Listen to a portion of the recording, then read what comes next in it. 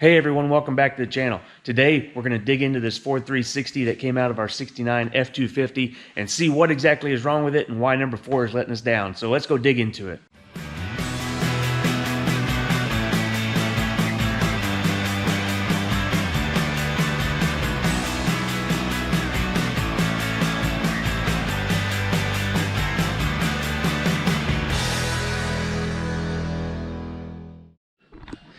Hey guys, well today we're going to be digging into our 360 here, our Ford FE, and see exactly what's wrong with it. We checked the compression numbers on the last episode.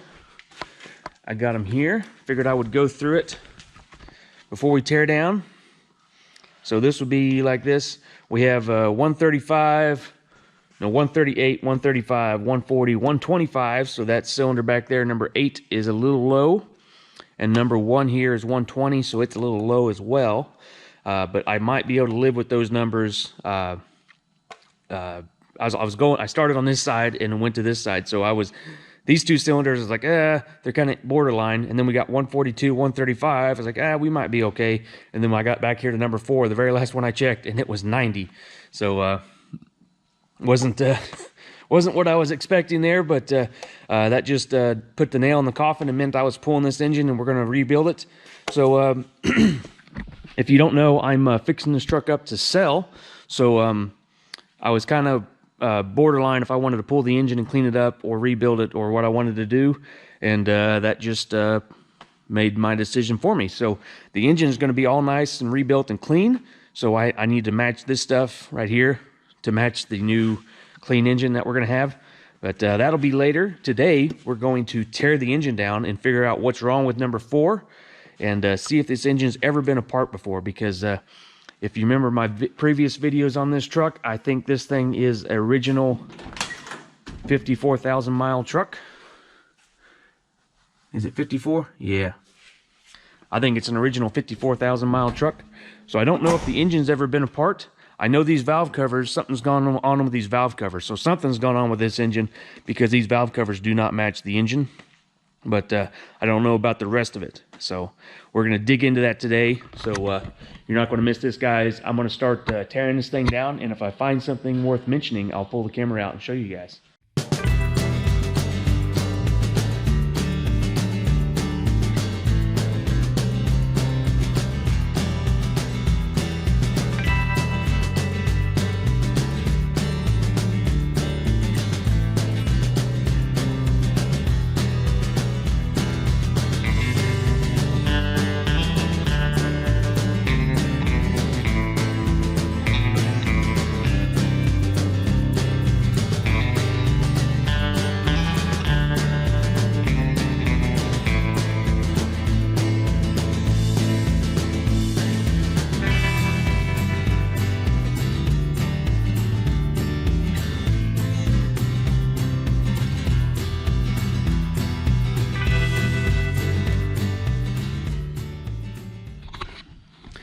Well, guys, getting right along on the teardown of this engine.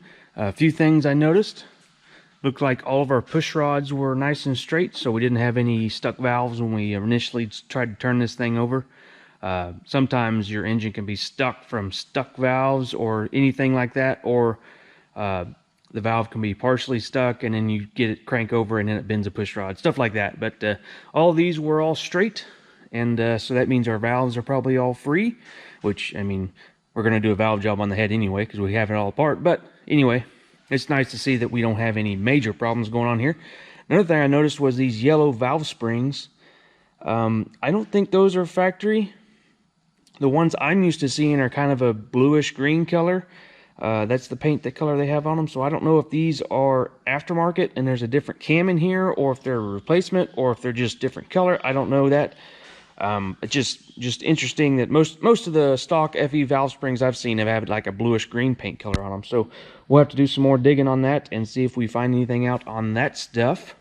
And the intake here, I don't know if you can see all the rust down in there. There was some water that got in this engine over the years, and that's probably what stuck this thing when I got it. So it's going to be interesting to see what the bores look like when we get the heads off. So I'm going to get after pulling the heads, and then we'll see what they look like.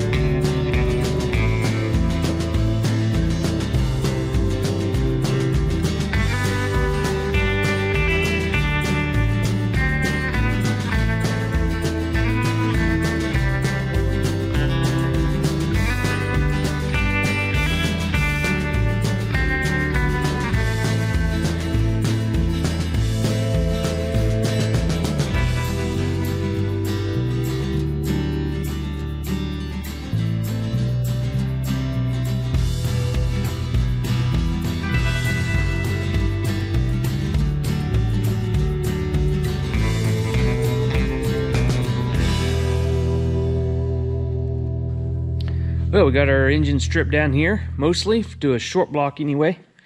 And this right here is number 4. This is the one that was giving us our problems on the compression test. And the cylinder bores actually look really nice. So I don't think it's the cylinder bores causing the problem. We could have a broke ring in here, although usually when you have a broke ring, you usually have a deep gouge in the cylinder wall. Could have a stuck ring that can also contribute to leaking compression. But my guess is the reason this one is we have a bad valve of some sort. And you can tell here on the cylinder head, see how this one is kind of wet looking, and these are all dry. That usually means this one is not combusting very good, which would indicate the low compression number. So this one's all wet. Usually that's it's not burning completely, and the fuel is causing it to be a little wet there. So anyway, the cylinders actually look really nice, and usually when an old wore out engine, there'll be a little ledge here. We call that a tapered bore. The top here is a little bit bigger from where that piston rocks back and forth that wears up here at the top.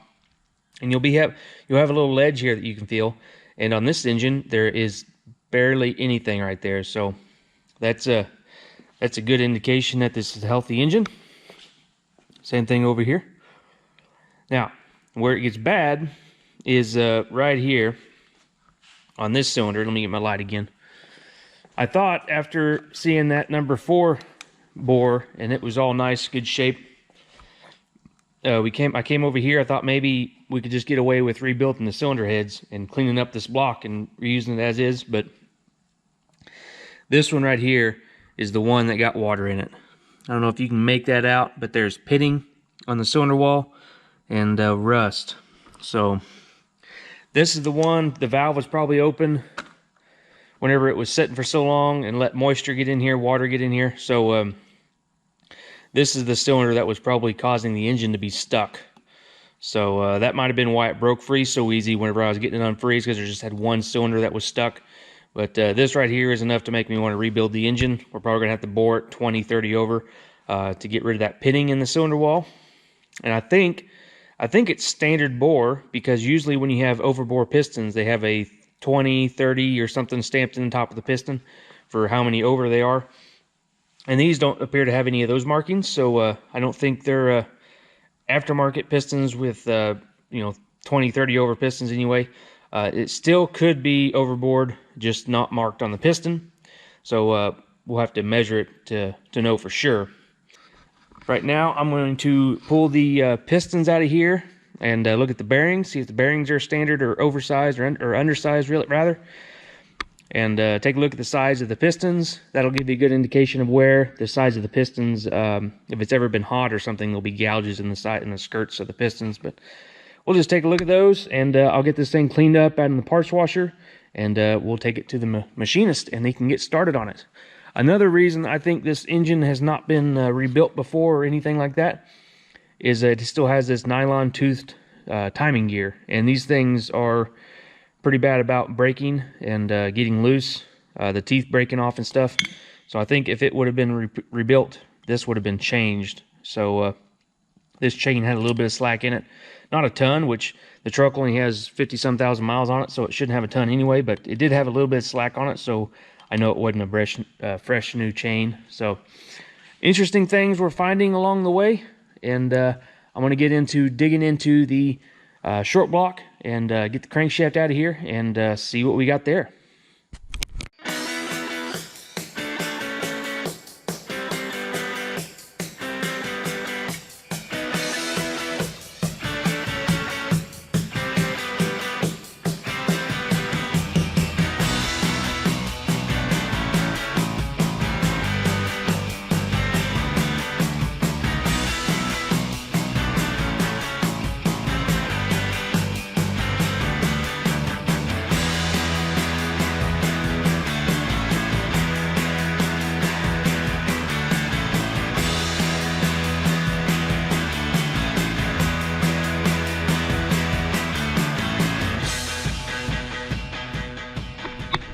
Well, guys, I got the one side over here done, the 5, 6, 7, and 8, and number 8 was stuck in there pretty good. That's the cylinder with the rust, and it also has a stuck ring.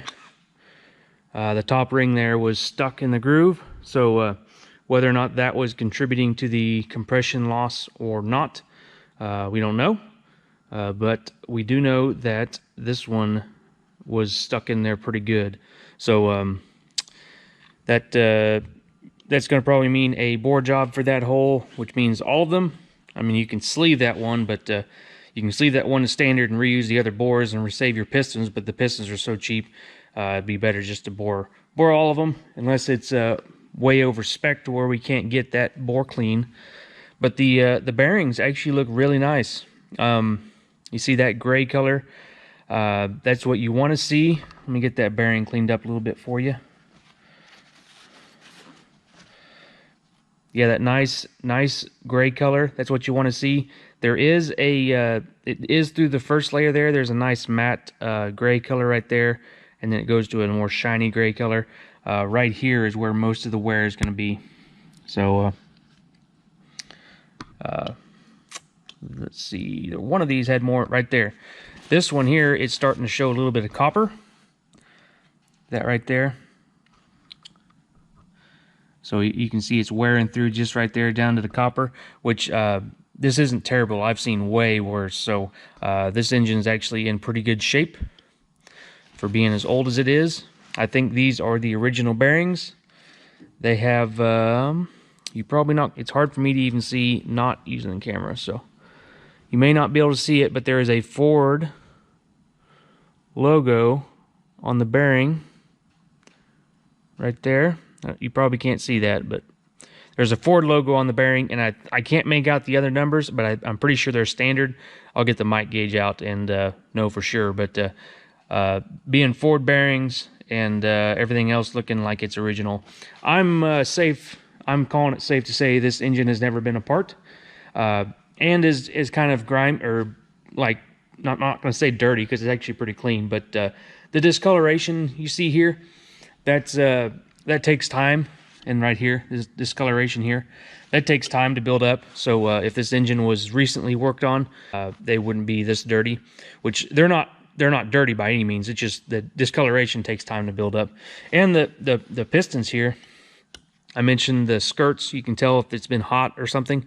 The skirts are actually really clean, really nice and clean on this. So they kept good oil in it and kept it lubricated and didn't abuse this engine. So that's awesome to see.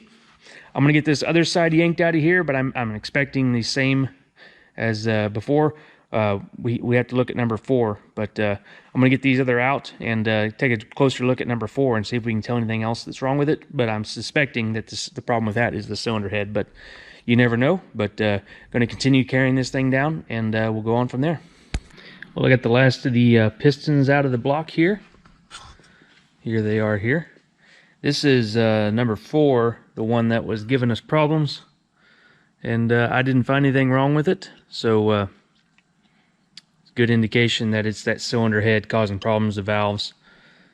But nothing, all these look pretty good. They came out nice and easy. There's just a little bit of wear on some of them. There you can see some of that copper on that one. A little bit showing on this one. And just a little bit on that one, not very much. So the crankshaft looks good. The journals here, no gouging or scoring of any kind. So next up, we got to pull the crank, and the camshaft seems to be stuck in there. So I don't know what's going on there, but once I get the crankshaft out, I'll be able to look at that and see what's going on there. But that thing should just pop out of there. But gonna pull this crankshaft off, and you can see here the FE is a skirted block, what they call a skirted block. That just means that the block extends past here, and your oil pan goes flat all the way across here, and the rear main seal is in the main cap here, whereas other blocks, it bolts up to here and the oil pan goes up over the crankshaft. But anyway, just thought I'd point that out. So I'm gonna get after pulling this crank.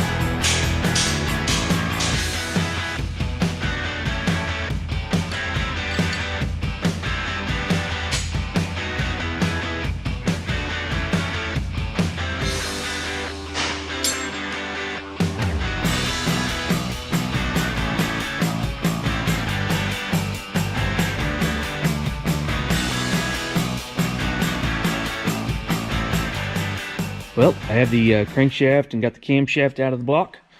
So the block is all stripped down. I'm gonna go, I gotta wash everything in my parts washer over there. I got a Cuda parts washer. Those things are awesome, by the way, if you ever see one for sale. If you're doing engine work anyway, that thing just cleans this stuff up nice, gets all the oil and everything off there. But anyway, I need to clean the block, the crank, all the pistons and rods, and the cylinder heads. And I'll take that stuff to my machinist and he can get started on it. We're probably gonna do a complete valve job on the cylinder heads and new seals and everything on the valve stems, and make sure we don't have any bent valves, especially that number 4 cylinder.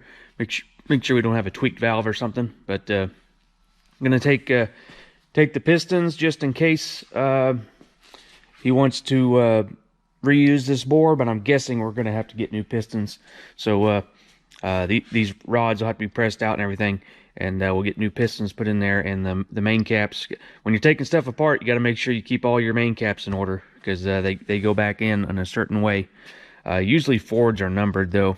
You can usually see a stamped number in them, but I like to keep them in order no matter what, just because if you get them all mixed up, you'll have to line bore your engine again, or just spend a bunch of time swapping them out and make sure, trying to find the right ones. But anyway, I'll get that stuff all cleaned up and we'll get it loaded in the truck and head to the machine shop. Hopefully I'm taking it today, and hopefully within a week, maybe 2 weeks, depends on how busy he is, we'll have a complete engine to start putting back together.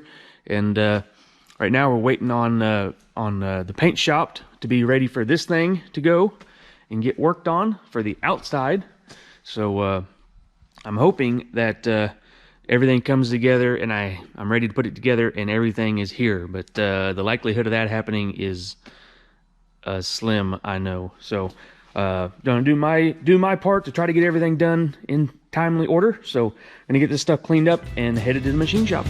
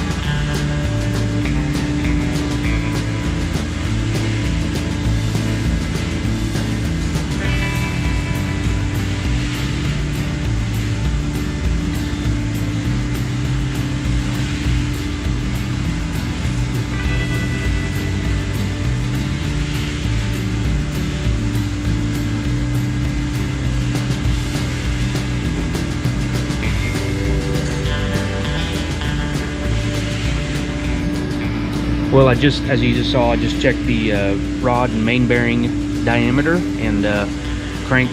The main journals were 2.749 and rods were 2.438, so that's right on spec. So we have standard bearings on the rod and main journals, just as a thought.